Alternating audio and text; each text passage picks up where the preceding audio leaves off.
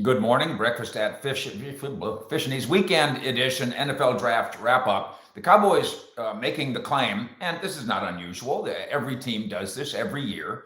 Our job is to see if we can verify the claim. We got better. We nailed it. We hit all the bases. That last comment from COO Stephen Jones is the one that is worthy of debate. Stephen says, we're fired up. All in all, I think we hit all the bases throughout the draft. That's a bit of an exaggeration, especially when you know what the plan was going in. And of course, the plan was going in, let's find us a quarterback prospect. That didn't happen. And I know they wanted to try to draft a kicker. And then, of course, the two kickers went way too early, frankly. And so that was the end of that. But we're not going to kill the Cowboys because they didn't draft a third string quarterback or a rookie kicker. As we've talked about a lot here, the idea of the kicker is such a crapshoot. Whatever. Seventh round is fine with me. And by the time you get down to the TCU max level of quarterback, it's a crapshoot as well. So those two deals did not get done. But did the Cowboys get better? Stephen, there's no question we made our football team get better. So let's analyze pick by pick by pick.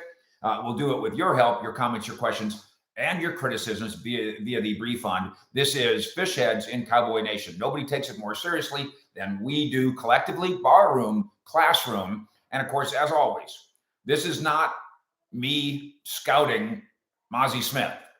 This is me talking to people who know what they're talking about and then passing it on to you. Let's go in-depth analysis on each of these picks and see if the Cowboys really did get better. Ding, item. That claim seems completely valid. Stephen says, no question, we made our football team better.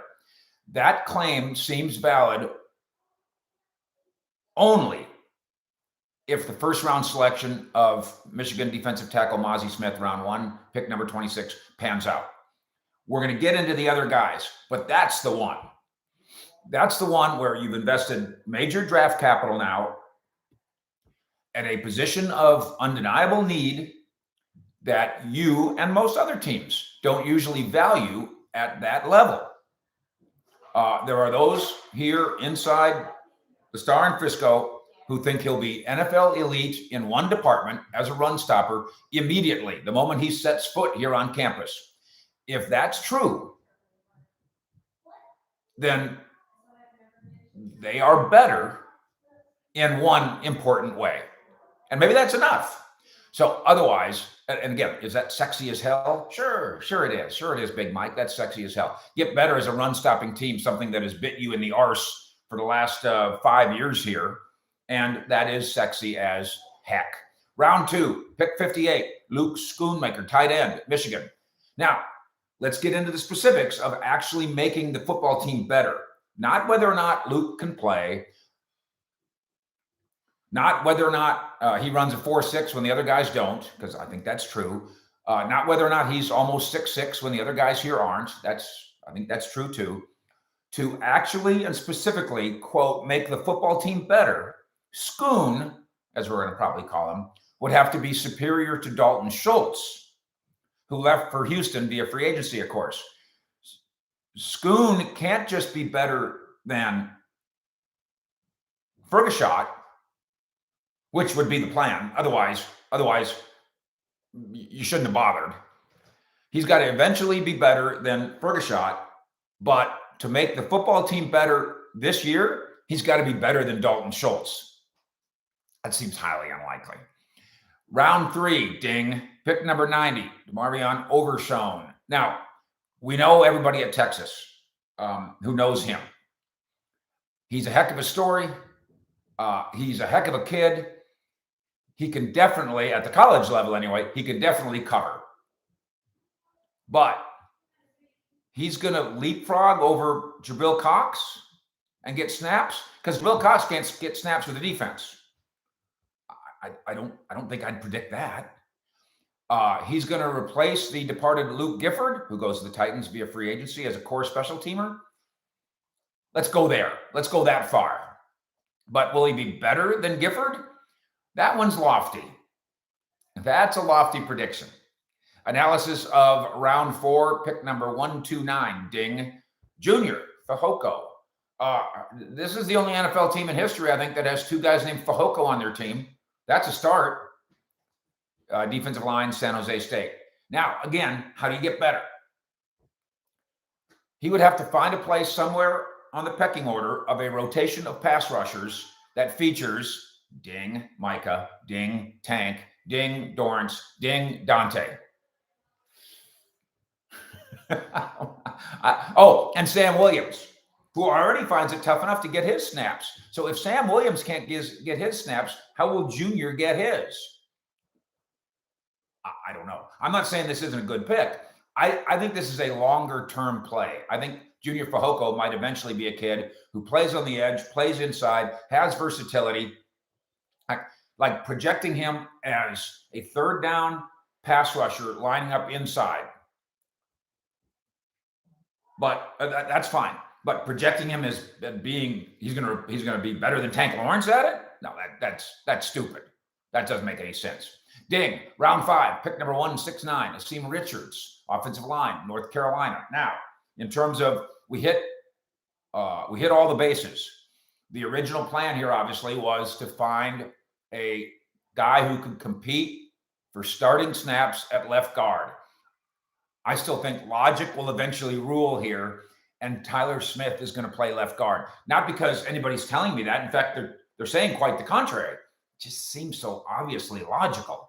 But Richards, North Carolina, 5th round pick, starting at left guard. Again, that's too much. But did they find somebody who can compete at left guard and who also has position flex because he's a tackle? Fine. Richards he qualifies as a candidate. If in the 5th round you found an offensive lineman who makes your team, that's good enough. It doesn't make your team better yet, though, because that would mean he would be better than Connor McGovern or better than Jason Peters, and that's a dream. Round 6, ding. Pick number 178, Eric Scott, cornerback, defensive back, Southern Miss. I think the Cowboys got a player here who, had he played at a more high-profile school, I think he would have gone higher in the draft. There is one thing about a defensive back that seems to always translate at the next level, and that's playmaking. This really is true. This is youth league, middle school, high school, college, no matter what level you play college at, and pros too.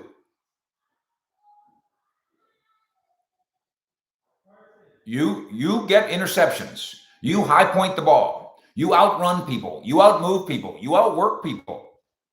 You do that in middle school, college, youth league, high school. That can work here. And so in that sense, I think you're onto something. Nunya. This is the only place I will get my Cowboys news. I don't demand that, but I do appreciate it. Thank you very much. Cools, the Eagles embarrassed us. You're not playing the Eagles. I get it. I get what you're saying. The Eagles loaded up again. I get what you're saying. I'm not arguing. But you're not playing the Eagles today. Worry about your roster today. Big Buck with a $5 pitch in the refund. Would you agree that Deuce will spend time as a special teamer? Yeah. And to me, this is more about Deuce, and what a terrific story. But he's 5'5", 179. And we'll get to him in a minute. Is he a running back? Sure he is. Does he put together spectacular highlights? He absolutely does. Do you make him the kick returner? And does he put a punt returner? And is he Sproulsy enough? They happen to be friends, by the way, and they're both Kansas State guys. He Sproles physically. Is he Sproulsy enough that, and we talked about this a month ago, about my 10 Cowboy players, veterans who might be on the bubble, and I put Turpin in there, and you guys killed me for it because we all love Turpin. But here comes Deuce Vaughn, and we're all going to love Deuce Vaughn too. So, yeah, thank you for the pitch in. Vinny, what was our best pick? Thanks for the question. And as I'm going through this, you'll see there's only one guy in this whole group, projections aside and optimism aside and all the rest. There's only one guy that figures to make a difference today, and that's the 1st round pick. by far. Todd with a $5 pitch in. Deuce is a feel-good pick. I hope that's not true. I mean, let me put it another way. I hope that it's not true that that's all it is.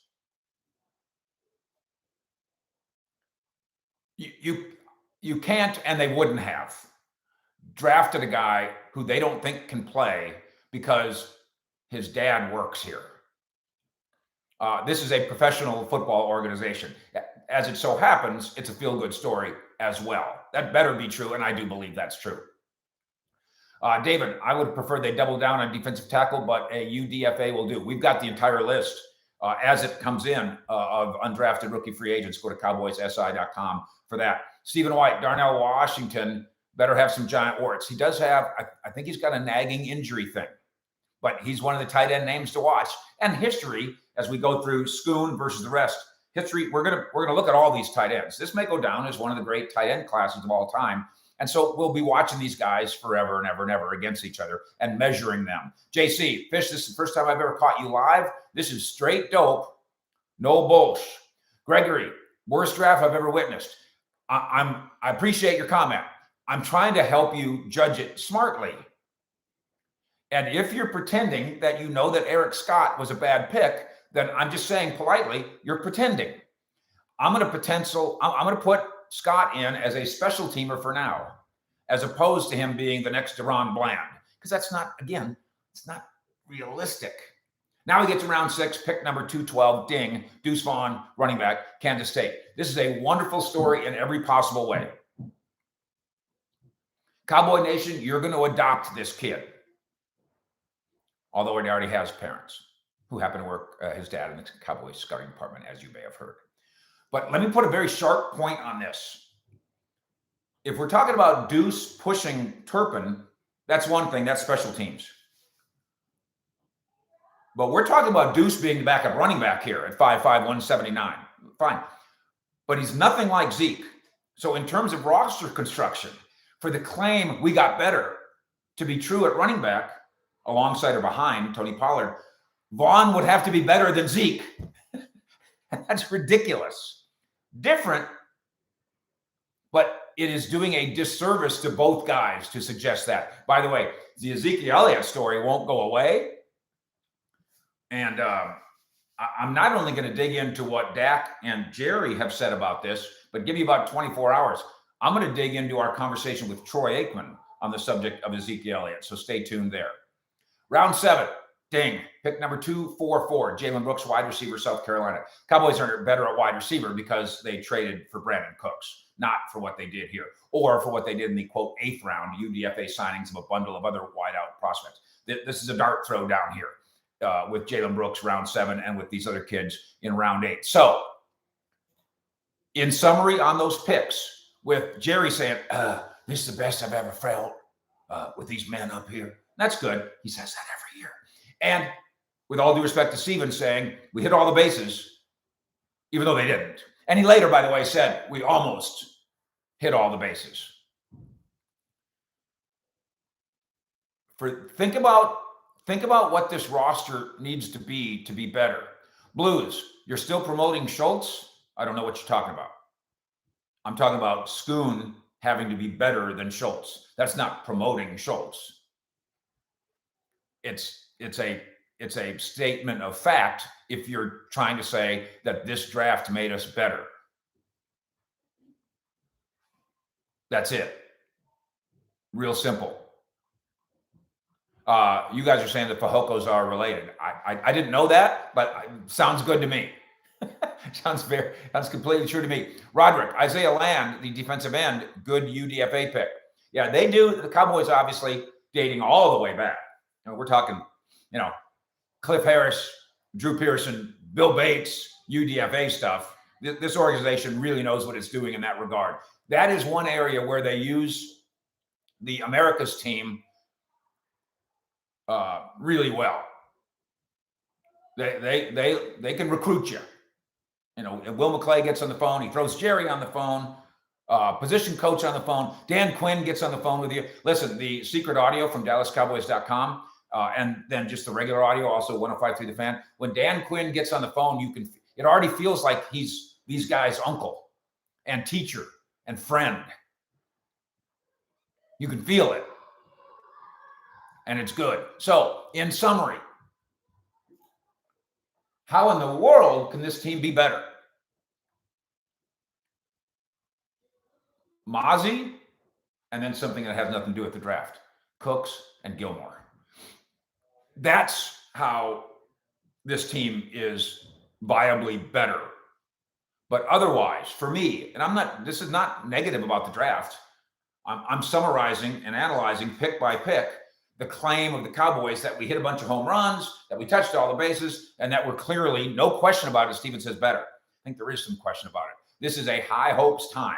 So let's consider it a challenge to use just the first guy to get better. Let's consider it and be realistic about the challenge of one draft class pushing a back-to-back 12-5 team to the next level.